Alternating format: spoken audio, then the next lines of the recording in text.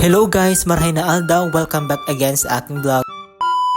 Nandito nga ako sa SM Legazpi dahil kakatapos ko lang ng appointment sa pagkuha ng passport. Maaga din ako nakatapos dahil ang bilis ng processing nila. Sa mga wala pang idea sa pagkuha ng passport, para sa iyo tong video na to. Ano nga ba yung mga requirement o document na pwede nyong ipasa sa DFA bago kayo makakuha ng passport? And by the way, nandito nga tayo sa food hall dahil naghahanap nga ako ng masarap na kakainan. Sa mga inasasan ako pupunta, kaya lang ang daming tao, kaya pinili ko na lang dito sa katabi nila itong SNR. Pumila nga ako at pipili nga tayo ng choice na kakainin natin. At ayun nga, nakapili na ako, nandito na nga ako sa may counter para magbayad. Hindi kasi tayo pwede magutom kasi malayo pang uuwian ko. Ganito talaga kapag nag-aasikaso ka ng mga requirement, kailangan meron kang extrang money. Yung lunch natin for today nga is nasa 165 pesos. Diba ang gastos kapag nandito ka sa mall? At eto na nga yung order natin. At simulan na natin kumain dahil nagugutom na nga ako dahil lunch na. Buti nga maaga tayo nakatapos kasi ang daming tao kanina. Nauna naman ako sa pila kasi naka-schedule talaga ako. Eto na nga yung pangalawang beses kong kumain dito sa SNR. At okay naman yung food nila, goods naman. Dahil nga nag-asawa na ako sa chicken, so eto yung pinili ko, yung sticky mushroom. So let's try this dahil magkaiba naman yung lasa nito sa Jollibee. Mas malaki at mas makapal nga to. At ayan, balik na nga tayo kung ano yung mga requirement na needed ng DFA sa pagkuha ng passport. Eto nga yung mga requirement, i-screenshot nyo na lang.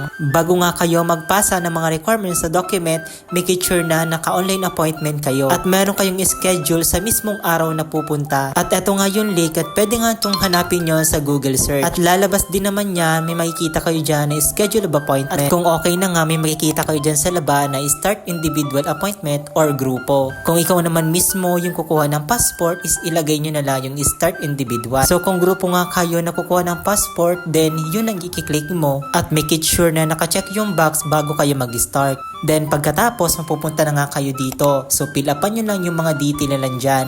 Pumili ka nga ng site kung saan mo gusto pumunta. So kung nasa Albay ka naman, so i-click na natin tong Legazpi at dito nga tayo magpapa-appointment. Basta fill upan mo lang yung mga general detail dyan at siguraduhin nyo lang na tama yung mga spelling na nilalagay nyo. Pumili na lang kayo ng date kung kailan nyo gusto pumunta. At eto na lang yung available na date ngayon December sa DFA. Kaya nga habang maaga pa, magpa-schedule ka na. At pag okay na, na-fill upan nyo na lahat at pwede na nga kayo magbayad over the counter or e-wallet at nasa 950 pesos lang yung payment para sa regular. At dahil lang over the counter ako sa pagbayad, nasa 1,000 pesos dahil 50 pesos yung processing fee. At pag okay na, nakabayad na kayo, makaka-receive kayo sa email lang ganito. At nandyan na sa email yung mga dapat nyong dalhin. Ipaprint nyo nga yung nasinend sa inyo ng DFA. Nandyan lang yan sa baba at naka-PDF. Eto na nga yung mga requirement na ipapasa nyo sa DFA sa pagkuha ng passport. First, itong printed na copy galing sa PDF nyo. Second nga, itong photocopy ng PSE nyo at dalhin nyo yung original. Pangatlo, itong government valid ID, national ID or kung meron ka. At ayan lang yung mga ipapasa at dire-diretso na yan. At yun lang, sana meron kayong idea sa pagkuha ng passport. Dahil tapos na nga akong kumain, pagbaba ko nga dito sa first floor, eto nga bumungad dito sa akin. Ang astig nga ng motor na to at ang daming nakatingin dito. Kawasaki brand nga to at siguro bagong launch lang tong ano nila. Pero ang astig, ang lakas makapogi nito sa mga gusto nito. Hanggang tingin na lang muna tayo dito kasi wala tayong pambili.